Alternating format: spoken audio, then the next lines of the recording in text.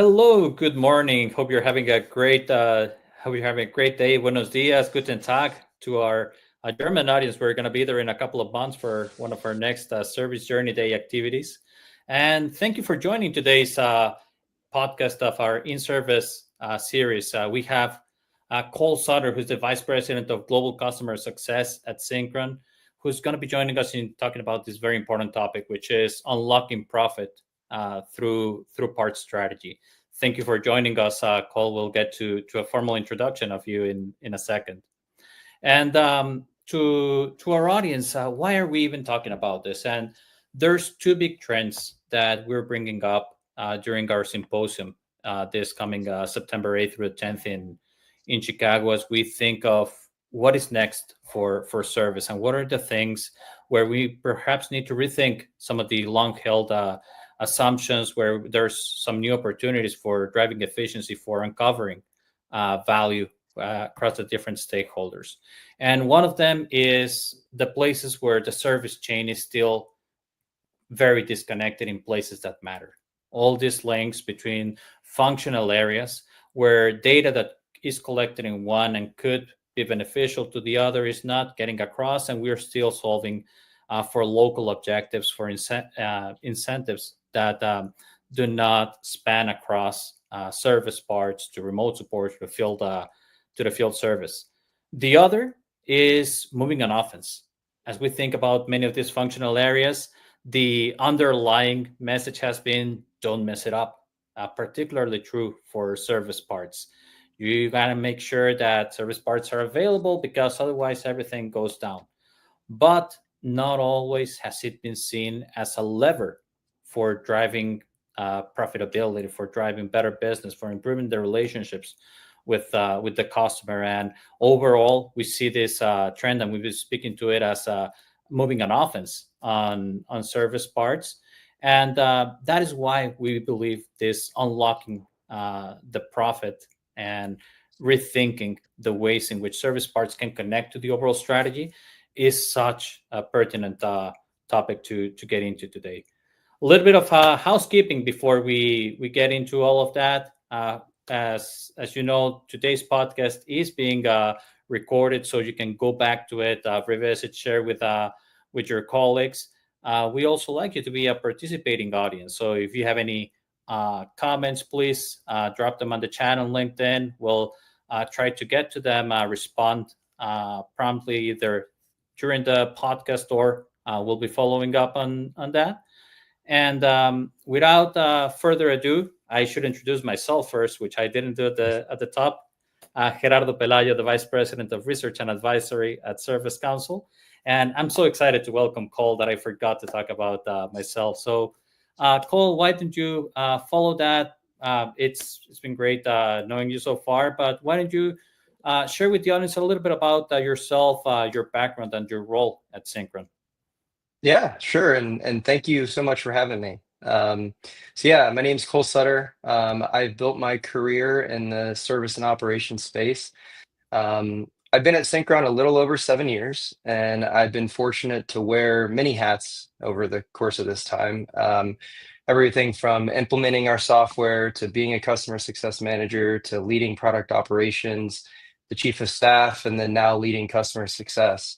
And the journey's kind of given me a different aspect and a view on kind of how we solve customer problems and the solutions that we drive and the value we are able to deliver. On a personal side, I'm based in Chicago. I have an industrial engineering degree from Georgia Tech and got my MBA from the University of Chicago. And outside of work, I enjoy playing golf, working out, and spending time with my wife and friends. So yeah, Love it, love it. Thank you, Cole, and a fellow industrial engineer. So always good yeah, to find support there.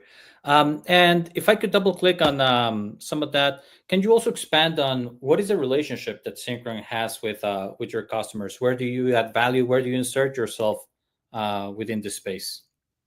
yeah. So a little bit of background on exactly what I do and kind of then the customers that we serve. So Again, I'm currently the VP of Global Customer Success, which means I'm responsible for ensuring our customers achieve value and renew their partnerships with us.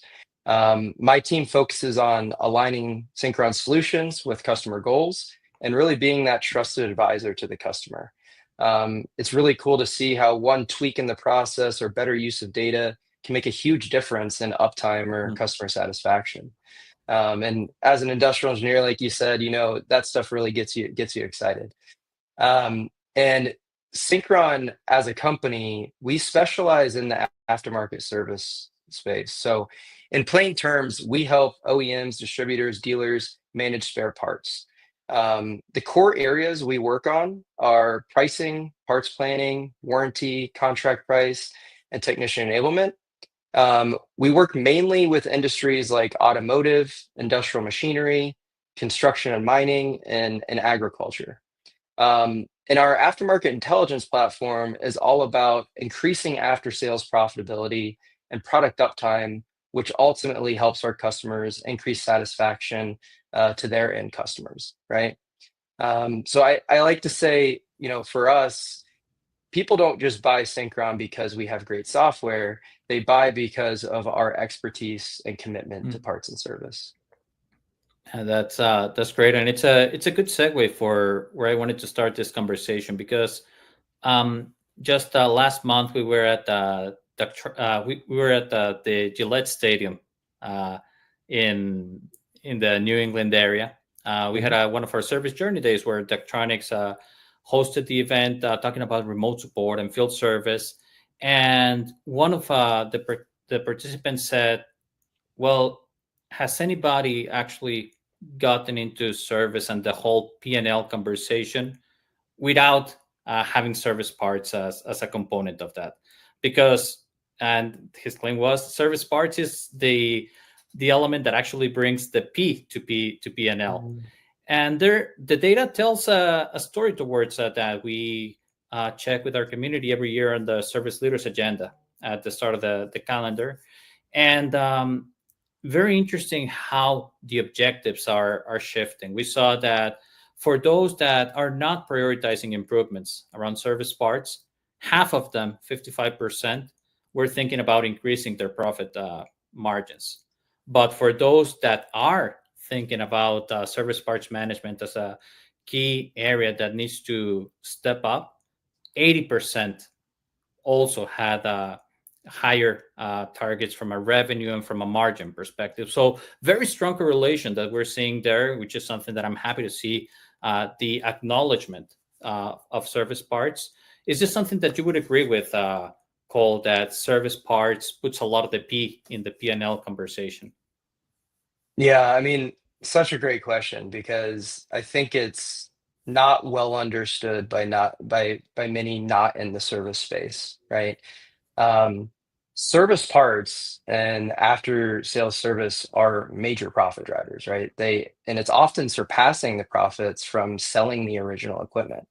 Um, I read a stat recently that aftermarket services typically achieve margins at least 2x those of the new product sales, and in some cases it can reach up to 10x. And many manufacturers earn 40 to 50% of the total profits from the services, while the new equipment sale may only break even. So we are seeing a strong correlation between customers prioritizing parts management and business growth. So, I mean, getting the right parts to the right place at the right time and at the right price unlocks multiple revenue opportunities, right? I mean, faster repairs and reduced downtime to keep the customer coming back for the service, higher customer loyalty leading to additional equipment sales, the ability to offer new uptime or performance guarantees. And I mean, ultimately, it's about building trust with your end customer so that they remain loyal. So, absolutely, I agree that service parts, I mean, it puts the P in the P&L for sure. Yeah, and I have a follow up on those examples that you were bringing to the conversation, because if we start breaking down the data, then we look at what is the persona, what is the primary intent that the service leaders were trying to impact during the 2025, and whether that is the customer experience, the frontline experience, or the business financial outputs. For that last group, those that are focusing on the making an impact on the business experience, the number one focus area is customer retention and growth, but very closely behind, we have service parts management as that critical area to improve their financial metrics. Now, the moment that could give us a little bit of pause is that historically, a lot of these efforts have actually been focused on cost reduction and cost optimization, and how do I reduce my inventory. And the examples that you were starting to bring up in the conversation are not always translating from the concept and the theory into the larger initiatives. So from your experience, I'd like to know what are the business opportunities that you believe most often fall under the radar that could be enabled by service parts, but still remain hidden? Yeah, it's an interesting question, and I mean, there's quite a lot of things I could probably talk about here, but when you ask this, it brings up a recent customer conversation actually that I have that I think is kind of relevant, that I can walk you through some of those cases. I mean, one area we discussed was leveraging service parts consumption data to set prices and design offers. Mm. Parts consumption data tells you time criticality and consequence of failure, which are perfect inputs for pricing algorithms, right? So customers are willing to accept higher prices for parts if you decrease downtime. So while commodity items stay competitive, you're still able to protect share and margin simultaneously. Another area is life cycle based pricing. So adjusting spare part or extended warranty prices by the equipment life stage or criticality. I mean, this is the topic that we're talking about with a lot of customers, and looking at how we can bring in additional data into our aftermarket intelligence platform to better, calculate how we can price depending on where the part is in the life cycle, and do that in a better way, and drive more profitability. And of course, there's always, value-based pricing, charging according to the customer value delivered, which again is kind of back to some of the points I mentioned. And then one other one is the cost of the service contract, right? So understanding the cost of service and the parts to better price service contracts. So those are just a few examples. I mean, there are quite a few others that we could probably go through, but that's just a few that kind of came to mind from some recent conversations. Yeah, I think they're very relevant, and the underlying theme that I extract from that is a shift from the transactional relationship of selling parts to more of a true partnership, where, Hmm. as you called out, it's about the uptime, and it's about using the data that you have access to in order to influence the decisions, both from a business perspective, the pricing of the parts, but also the operational consequences that translate into the customer experience. And that piece is something that I actually also want to get into, because I said that first group looking at business experience, for the ones that are service leaders focusing on the customer experience as their main goal, service parts is not as high in the ranking. It's actually number 4 in terms of the focus areas, and far behind the top response. 28% are looking at service parts, whereas 54% are looking at customer retention and growth. So I connect to the use cases and the potential that you were talking about. Can you perhaps share some of the best practices, the elements that have led to successfully operationalizing some of these concepts of connecting the data on one side, so that service parts can start moving towards that different role, or that more proactive role in shaping the customer experience?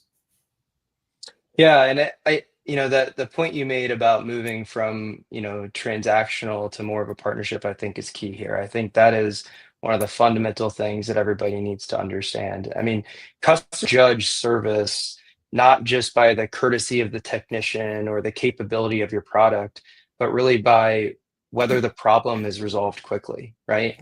So if you don't have the part, there's no fix that's going to happen. So resolution speed defines the satisfaction.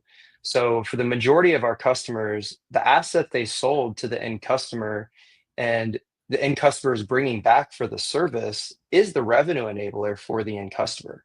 So for example, one of our customers is a large trucking manufacturer. If you think about their end customer as the truck driver, that driver's ability to make money is dependent on that truck being on the road.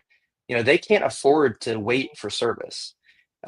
Same for customers in the agriculture space. The end customer could be the farmer.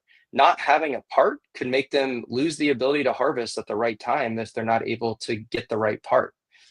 Another cool example from a customer I recently talked to. We work with a major auto OEM who has made the guarantee to get a part to a dealer in 30 minutes or less to ensure excellent customer service.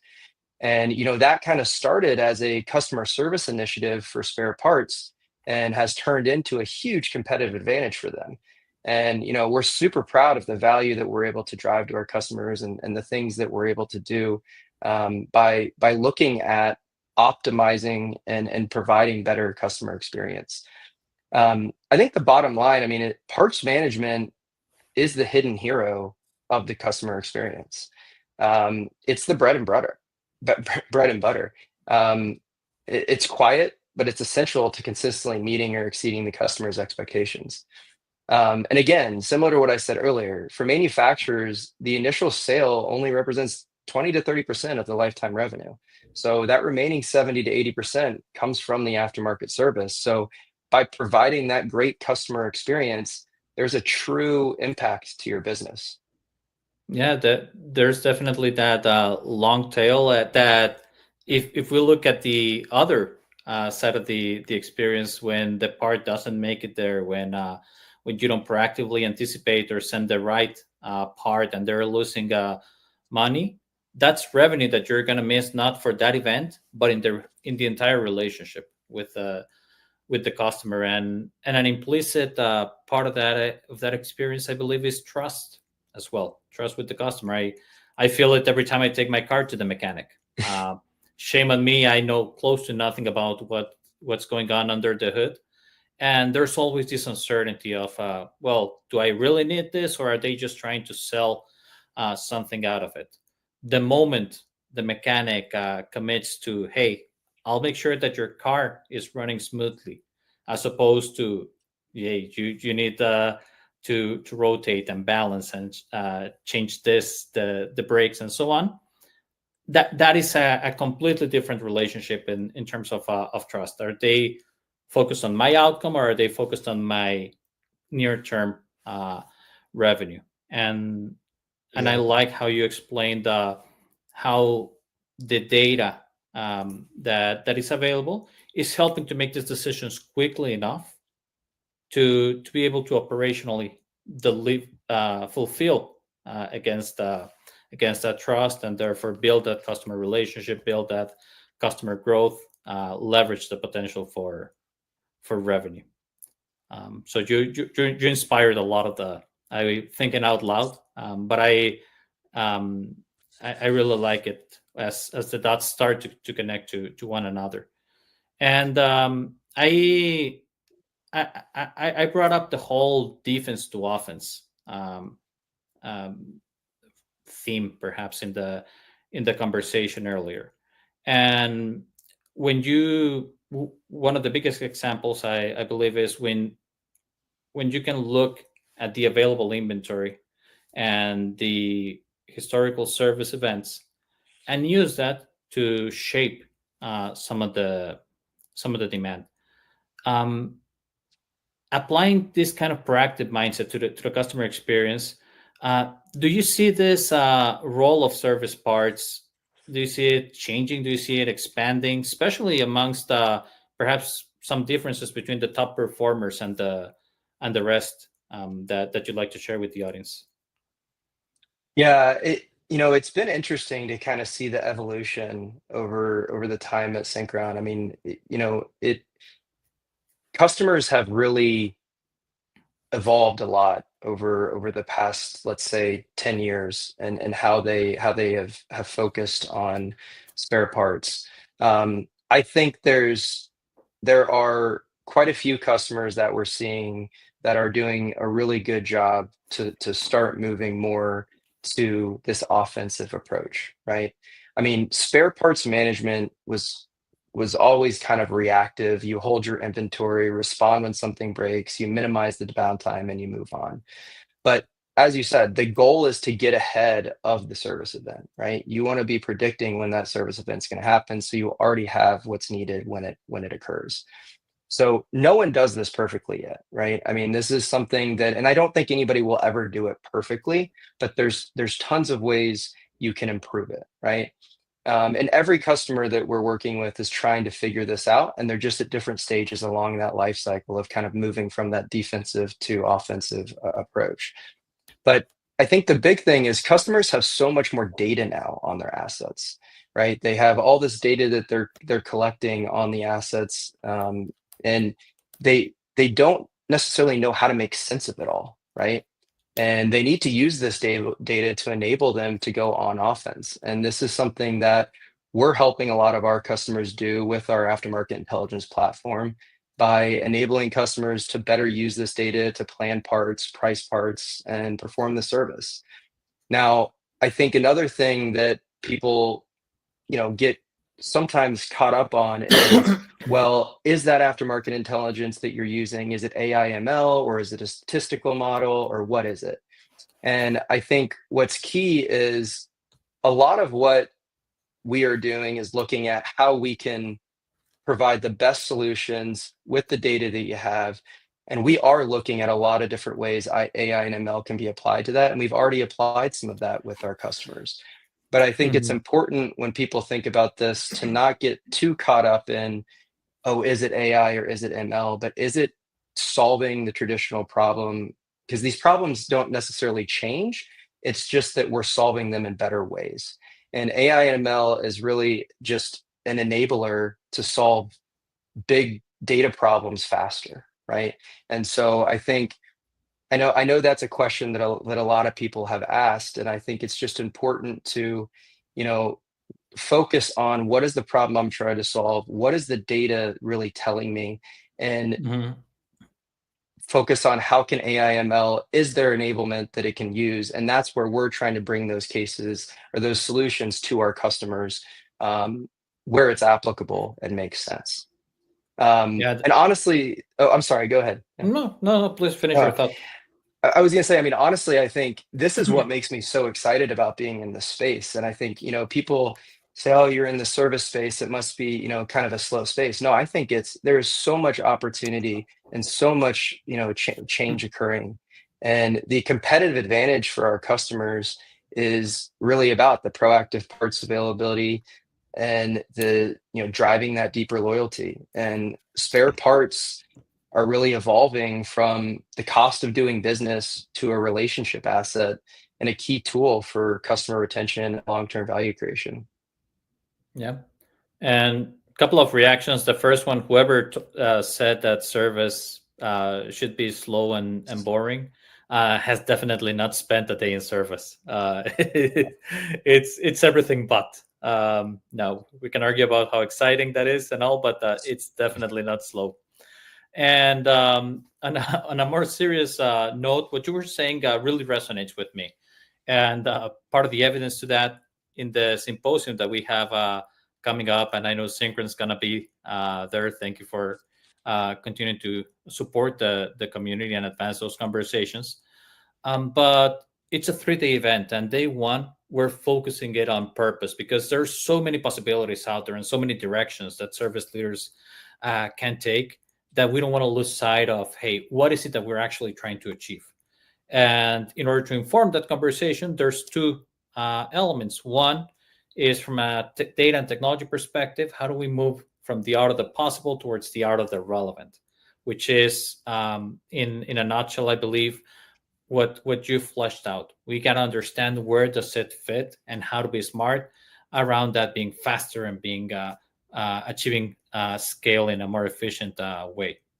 The other piece that you also brought up that I want to emphasize is there's a stronger, there's more data than the one that is being taken advantage of. We said sometimes that the data, worst case scenario, it's available but not trusted or very hard to access, and therefore it just goes there to die. And then there's places where that data foundation is in a more mature stage, but still the mechanisms to translate that data into intelligence are not as mature. That is a pain point that we hear in our voice of a field service engineer and the voice of the front line. The time spent to look for data that would provide the information across all the different needs, including spare parts. What is the availability? Who? Where is the stock available? Can I transfer some of my parts from a colleague? All of that still a painful process to get to the intelligence. Even more so when we elevate it to the strategic perspective and the design of the network. So I would agree that these are key pitfalls to avoid, if you will.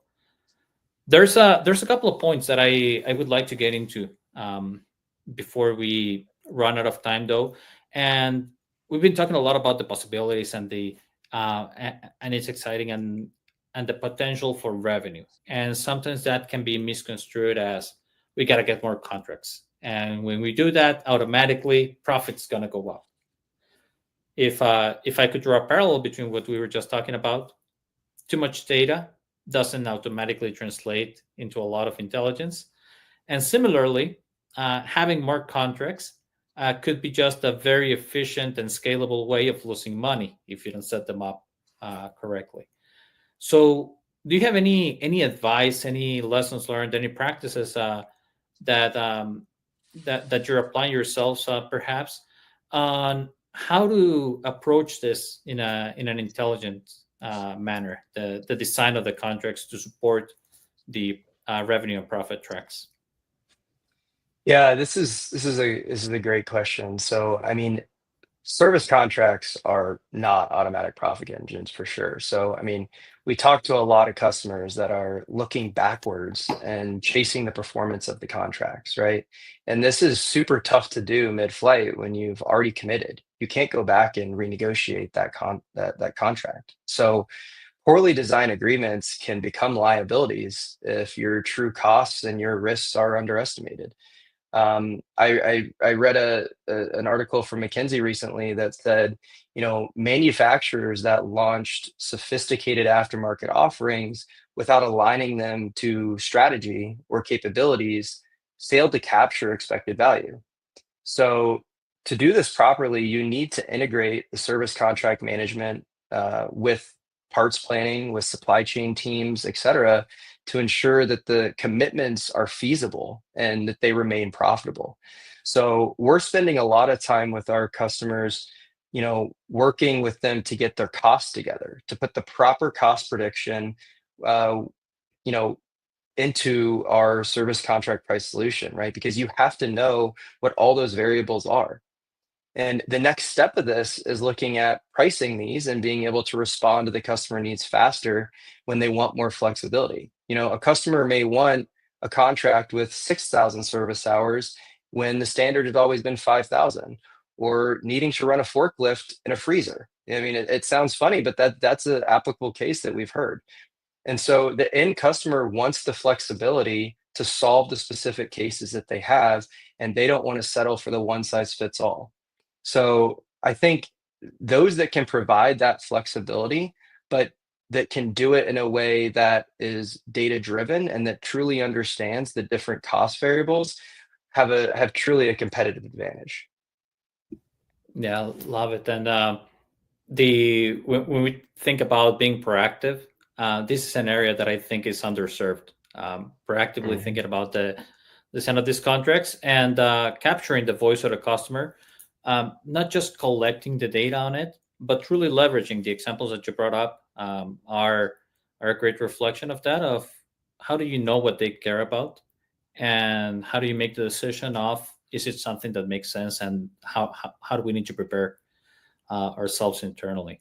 Um, So thank you for that. And the last thing that I want to get into is we've talked about service parts driving the profit. We've you mentioned it's the unsung hero of so many things in service, and it influences that. It influences the customer experience. We haven't touched on the third leg of the stool from my perspective, which is the frontline Mhm. experience and critical topic. Service leaders, year after year, talent availability, talent shortage is continues to come up, either because of retirement or because of incentives that are not not sorry because the people are leaving the career, and the question is, can service parts play a role in shaping what the frontline experience looks like? Whether it's in preventing people from leaving because hiring and training, the risk of the customer experience when your talented people leave because they get so frustrated that the right part is not available, that the part that they get sent is the wrong one, that like all of these situations that you probably come across in your conversations with the customers. So, what is your take on that? How would a better integrated management of service parts can it really move the needle from a talent experience perspective? Yeah, and you know, we used to see, I mean, to the point you made, like we used to see a lot of, these long time parts and service people. You used to have the technician that had been at the company for 30 years, or the parts planning guy that knew everything you could possibly know about every customer and dealer, or the lifelong pricing manager. And we really don't see this as much anymore. And our customers are looking for better tools and enablement. They need to know that they're still going to be able to get the same service to the customer, be as effective, if not more, and provide that seamless knowledge transfer to the person, regardless of their tenure, right? And an example of this is one of the large agriculture equipment manufacturers that we work with that went through many years of M&A and attrition. I mean, they went through over 15 acquisitions over a course of a very short period of time and had a ton of attrition of their technicians.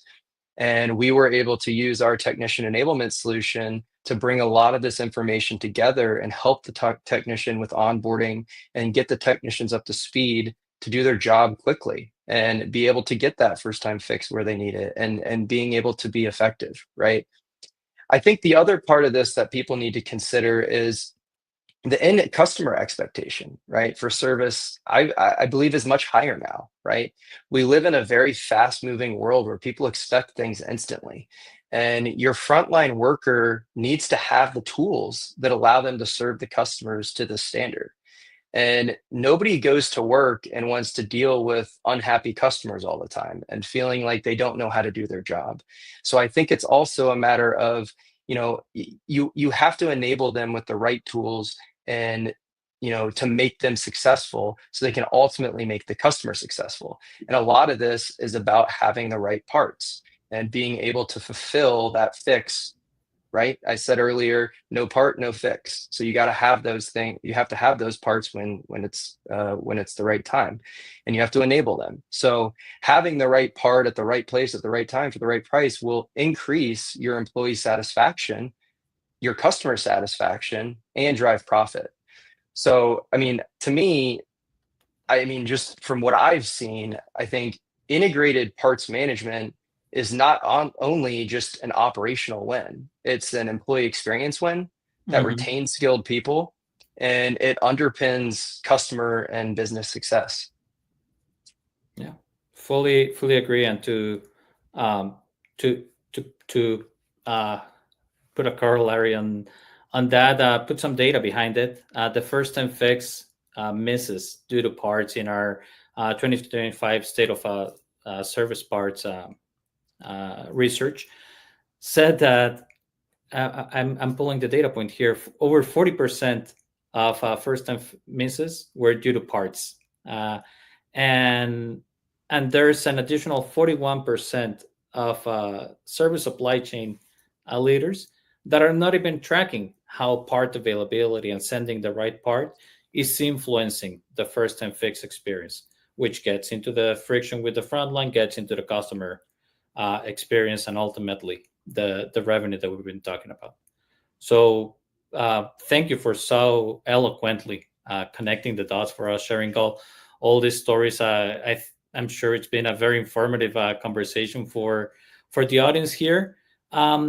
Before I let you go, you've shared so much from a business perspective. Would love to learn a little bit more from a personal perspective. Is there something that you'd like to share with the audience? Perhaps a passion project, something that you're looking forward in the near term? Yeah, well, I mean, first of all, thank you so much for having me on today. It was really a pleasure, and learned a lot just hearing some of the things that you added. And yeah, I mean, I think my wife and I have a trip planned in September to go to Iceland to finally, hopefully, crossing my fingers, wishing for some good luck here to see the Northern Lights. It's been a kind of something that we've talked about since we met, so that's something I'm really looking forward to. That's coming up. That's that sounds very, very exciting. I wish you best of luck for that. There's a lot of things that have to come together, but a lot of people, I get it. So even if Iceland's a great place to visit, so hope that goes great. Today's podcast definitely was, and just a reminder for our audience, today's conversation was recorded. It will be available for you to go and revisit on everywhere everywhere you go and listen to this, from Spotify, especially all of our resources, our website, our LinkedIn page. Thank you so much. Looking forward to see you again in a couple of weeks' time. Cole, once again, thank you. Have a great week, everybody.